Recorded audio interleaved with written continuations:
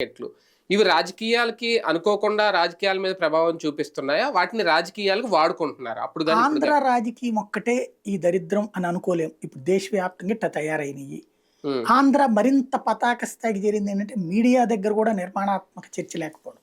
అవును. ఇప్పుడు నేను చెప్పిన ఇన్ని ఇన్సిడెంట్స్ చెప్తున్నా. నేను తెలుగుదేశాన్ని బ్లేమ్ చేయట్లా, వైసీపీని బ్లేమ్ అవును. చేయట్లా. ఎందుకంటే నిజం మాట్లాడుకోవాలి. క్రైమ్ ని క్రైమ్ లాగా చూడండి. అంతే. ఇది అవును. ఎట్లా ఉంటదంటే నేను విజయవాడలో 2 టౌన్ కొత్తపేట ఏరియాలో ఈనాటి సింగర్గా పనిచేస్తున్నప్పుడు ఒక సిపిఐ నాయకుడి చెల్లెలు చనిపోయింది. హ్మ్. ఇంట్లో బతుకున్న అట్లాగా ఇంట్లో పడుకున్నావిడ పడుకున్నట్టే చనిపోయింది. హ్మ్. అది న్యాచురల్ డెత్ అనినే ఫస్ట్ అనుకున్నారు. తీరా చూస్తే ఇది బ్లడ్ కాదు, మనిషి పడుకున్నట్టు న్యాచురల్ డెత్ అని అన్నారు. 5వ రోజునో 6వ రోజునో ఆ ఏరియా మొత్తం కంపు కొట్టేస్తుంటే హ్మ్. అప్పుడు ఏంటి అని చూస్తే ఒక ఇంటి దీంట్లోంచి నీళ్ళు వస్తున్నాయి బయటికి. అంటే ఆ శరీరం కుళ్ళిపోయి హ్మ్. అందులో నుంచి వచ్చిన నీళ్లు కాలువలోంచి బయటకు వస్తుంటే ఆ కంపు ఆ ఏరియా మొత్తం భరించలేకపోయాను. హ్మ్.